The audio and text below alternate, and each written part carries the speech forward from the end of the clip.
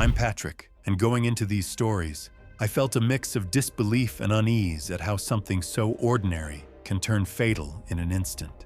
From a birthday celebrant running with a knife to a driver who pulled over on a quiet street, unaware of what was coming from above. You're about to hear the worst deaths caused by everyday objects. Let's get into it. It was August 14, 2016, in a middle-class neighborhood on the east side of Campinas, Brazil, where the streets smelled of grilled meat and the neighbors still kept their gates open after dark. Someone had handed a 15-year-old girl a reason to run that evening, and before the night was over, the plastic chairs had been pushed aside, the cake left untouched, and the folding table had become the surface where people set down things they didn't know what else to do with. Livia Rocha Mendes turned 15 that day. She lived with her parents and younger brother 2 blocks from her school, where teachers consistently described her as someone who moved faster than she processed. Not recklessly, but with the kind of constant energy that made adults nervous and other kids want to be nearby. Her parents said that she had a habit of turning small moments into exaggerated celebrations. A good rehearsal, a finished exam, a birthday that had been building for days. She had joined a school dance group 6 weeks earlier and had already become the one who grabbed her bag before the instructor finished speaking. That evening, roughly 20 people gathered in the family's backyard under string lights. Family, neighbors, a few school friends, a rented speaker with a cracked housing, and a chocolate cake on a folding table. The decision to go inside for the knife was unremarkable. Someone had forgotten it during setup. Livia noticed, walked through the sliding door, found the long kitchen knife on the counter, and turned back toward the yard. What followed was not a decision, it was an absence of one.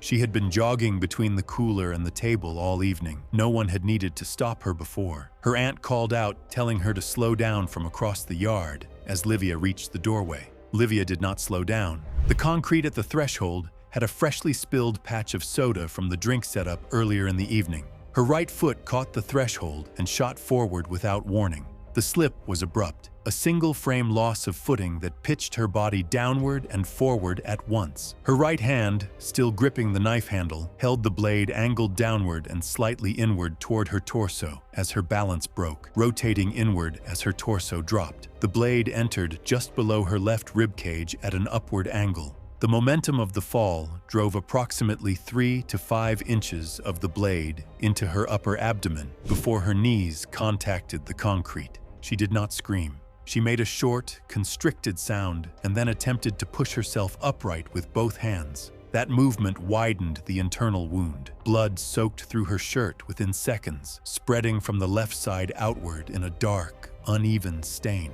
Her cousin Raphael reached her first and dropped beside her. Her mother, standing roughly 15 feet away near the speaker, initially moved toward her, assuming she had fallen and bruised herself. When she saw the knife handle protruding from her side, she screamed. Someone called for towels. Raphael, in panic, pulled the knife free. The bleeding accelerated immediately. Livia remained partially conscious for approximately 90 seconds, repeating that she had slipped. Her breathing became audible and shallow. Emergency services were contacted immediately, and first responders arrived 11 minutes later. By then, Livia was unresponsive and pale, with significant blood pooled beneath her on the concrete. Paramedics transported her to a regional medical facility, where she went into cardiac arrest on the table. The medical examiner's findings indicated a laceration to the spleen and damage to adjacent major vessels from a single penetrating wound below the left ribcage. Uncontrolled internal hemorrhage caused cardiac arrest during surgical intervention. The wound track and angle were consistent with a forward-falling impact. Investigators later noted that had the knife remained in place, it may have slowed the rate of blood loss long enough for a different surgical outcome. Raphael's side of the family was not permitted to attend the funeral. I understand why that decision was made. I don't think it was right. He was 14, trying to help someone he loved, and he had no way of knowing what he was doing would cost him that much. The cake was never cut. The next story features a man stuck in place, couldn't move, couldn't get free, and the one person who was supposed to help him made it so much worse. It was March 3rd, 2018, in a subdivided residential house operating as a short-term rental in Quezon City, Philippines. and by the time anyone on that street understood what was happening inside, there was almost nothing left to do. Mikhail Sorokin was 32 years old, a Russian national 10 days into a solo backpacking trip across Southeast Asia. He worked as a mid-level logistics coordinator for a freight company in Novosibirsk and had saved for 2 years for this trip, budgeting aggressively, booking the cheapest beds and rooms he could find at each stop. Friends back home described him as methodical and self-sufficient, someone who researched every booking, packed light, and rarely complained. He had no prior travel incidents. He was, by every account, a careful person. The rental he had chosen was the cheapest available in the area, a subdivided house with 4 rooms, a shared bathroom, and 1 common kitchen. The refrigerator in that kitchen was old enough that rust had formed along the door seams, and its cooling was inconsistent. It cycled unevenly, running colder in the freezer section than the thermostat suggested. Multiple tenants had flagged it to the owner over the preceding months. Nothing was repaired. The outlet servicing the refrigerator had no circuit breaker protection, and the wiring behind the unit had been partially chewed through by mice, leaving sections of copper conductor exposed along the baseboard. What Mikhail likely did not know was that the freezer surface, due to the unit's erratic cycling, had been running significantly colder than normal that evening. At 10:12 p.m., surveillance footage from a ceiling-mounted camera in the kitchen captured him opening the freezer door and briefly pressing his fingertips against the inner metal lining for a few seconds. A routine check, the kind of thing anyone does when they're unsure if food stored inside is actually cold. The contact was short, but enough for initial surface chilling to begin at the skin. When he attempted to pull his hand back, his fingertips had already frozen to the surface. The moisture had frozen against the metal surface, creating adhesion. CCTV footage in the communal kitchen shows him jerking backward once, then stopping. He did not pull continuously. He pulled, felt resistance, and stopped. That pause likely made the tearing worse when it came. He began shouting, first in Russian, then in fragmented English, and within 40 seconds, the owner, who occupied the upper floor, came down the interior staircase. The owner assessed the situation and grabbed Mikhail's forearm, pulling. The angle gave him no real leverage. The skin at the contact points was visibly deforming. Mikhail's knees bent, but his hand remained fixed. The owner released his grip, turned, and returned from the kitchen counter with a cup of water. He threw it at the freezer door and the adhered fingers. One finger partially detached with the combination of force and brief thermal change. The others held. The owner, visibly accelerating on the footage, moved toward the bathroom down the hall and returned carrying a full bucket of water. He threw it across the freezer door with force. The water spread across the freezer door and into the unit, where damaged wiring had left sections of copper exposed inside the unit. Mikhail was barefoot. As the water hit the unit, the convulsion was immediate. His shoulders locked upward, his jaw clenched, and his legs went rigid. With no proper grounding in the circuit, fault current traveled through the energized appliance chassis, through the metal door, and through Mikhail as he remained in contact with it. His legs trembled for several seconds, then stiffened completely. The owner stepped back against the far wall. The fault persisted until the power cut out, removing power to the unit entirely. Mikhail's hand came free as he fell, and he hit the tile floor and did not move. The owner went outside. Another tenant heard the commotion and called emergency services upon seeing what was happening. Responders arrived, but the owner was not present when they entered. Mikhail was declared dead on the spot. Authorities said that the owner fled the country within hours of the incident, departing through a secondary regional airport. To this day, he has not been located or extradited. Mikhail Sorokin did not die because he made a catastrophic error. He died because someone else's deliberate negligence turned an ordinary kitchen into a place where even a routine, forgettable gesture could kill him. That owner knew exactly what condition that refrigerator was in. All right, this next one is different. No faulty wiring, no landlord making things worse. This one comes down to a woman who knew something was wrong and kept going anyway. It was May 21st, 2015. In a mid-rise residential block in Hangzhou, China, where the hallways still smelled of last night's cooking and the elevator hummed between floors with its usual mechanical reluctance. What happened that morning did not begin with a fall or a collision or anything most people would recognize as a threshold moment. Chen Ruolin was 28 years old and worked as an export coordinator at a textile trading firm in the city's eastern commercial district. She was known among colleagues for being meticulous, the kind of person who flagged discrepancies in shipping invoices before anyone else noticed. She kept a handwritten budget ledger, packed her own lunches, and had not taken a taxi in over a year. Her morning routine was structured around a fruit and nut smoothie she prepared before leaving for the office. People who knew her said that she had been making it the same way, in the same blender, for nearly 2 years. The blender was a budget model purchased secondhand. By early 2015, friends who came over said that the plastic housing at the base had developed visible stress fractures, hairline splits running along the seam where the container met the motor unit. A co-worker later told investigators that Chen had mentioned the grinding noise and laughed it off. She had not replaced it. The cost would have been roughly the equivalent of a week's worth of groceries, and she had judged the risk acceptable. I think most people in her financial position would have made the same call, and that's what makes it hard to sit with. On the morning of the 21st, she loaded the blender with frozen mango, banana, almonds, and cashews, a denser load than usual. The motor audibly labored. Neighbors in the adjacent unit told investigators they could hear it through the wall. The kitchen in Chen's apartment faced east, catching early light through a single window above the counter. The kind of ordinary space where nothing about it suggests what it's about to become. According to authorities and based on the investigation,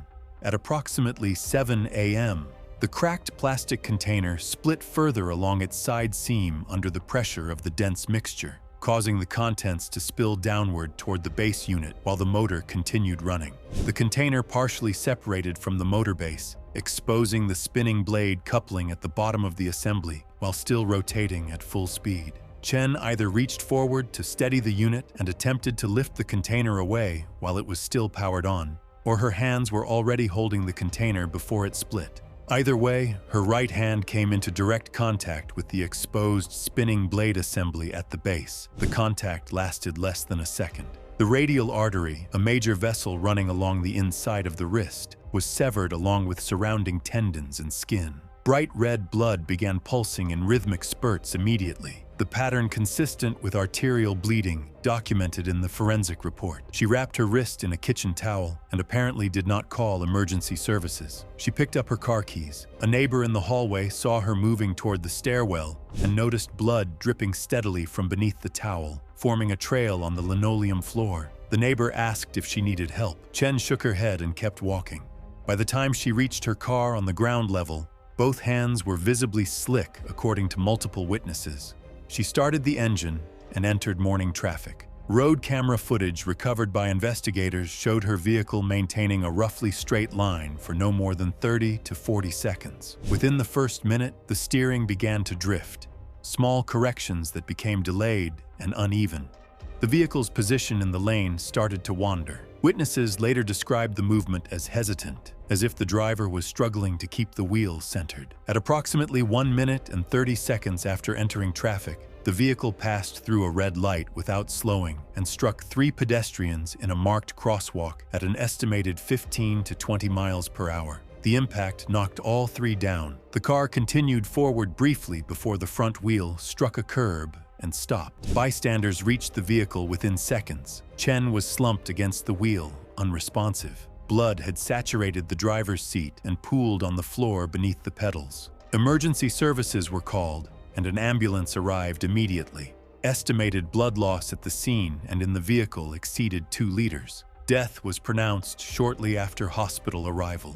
Of the 3 pedestrians, 2 were treated and released. One sustained a spinal compression injury that left him with permanent mobility limitations. The blender manufacturer faced no formal investigation. I think it's the most tragic element because it's the most preventable one, and no one was ever made to answer for it. The next story is set in a warehouse in Thailand, and it starts with an office chair and a fat guy.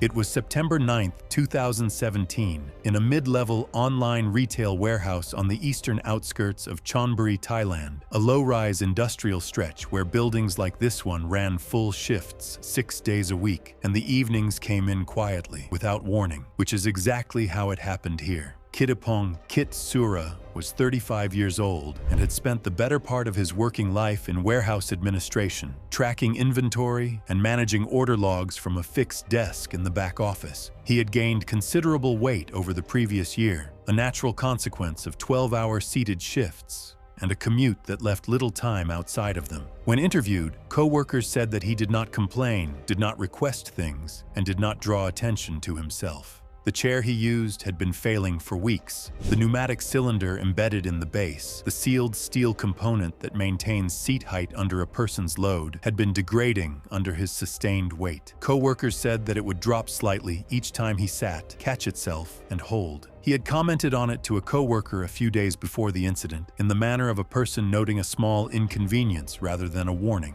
Replacement chairs were available on the same floor, but it was never explained properly why he never asked for one. The back office of the warehouse at that hour held the particular stillness of a Thursday evening in a building that had been running since early morning. Fluorescent lights at full intensity, air conditioning cycling steadily through the silence as the floor emptied out. By 8:30 p.m., nearly all staff had left for the evening. 2 co-workers remained in the room, one seated at a workstation approximately 15 feet from his desk, one near the door collecting his bag. Kit finished his final log entries for the shift and leaned back into the chair. The co-worker near the door heard the crack first, sharp and dense, not a bang but a fracture sound, the kind that registers in the body before the mind can fully process it. A half-second later came a second impact, heavier and lower, as the chair's structural components gave way beneath the seat. He turned. The other co-worker was already on his feet. The pneumatic cylinder casing had fractured under sustained load and fatigue. The central lift assembly failed abruptly, causing the seat to drop and the internal components to separate under compression. The upper housing of the cylinder split, exposing the steel piston rod and fractured edges of the assembly beneath the seat. As the chair collapsed, Kit's full body weight drove downward into the compromised structure, forcing his lower body onto the partially exposed piston and broken housing components. The base of the chair splayed unevenly under him, one side dipping lower as the internal support gave way. Both witnesses described the frame continuing to creak and shift as the remaining tension in the mechanism released. Kit pitched slightly forward, his torso dropping over the desk edge. Both co-workers described his hands moving to the seat area, a reflexive shift, and saw him begin to rise. The motion did not complete. He stayed locked in a forward lean, not moving further. One co-worker described hearing a single exhale before his posture fixed. Blood became visible at and beneath the seat almost immediately. His breathing, audible from 15 feet away, turned shallow and uncoordinated within seconds. Neither co-worker described him speaking or calling out. The chair frame continued its low creaking beneath him.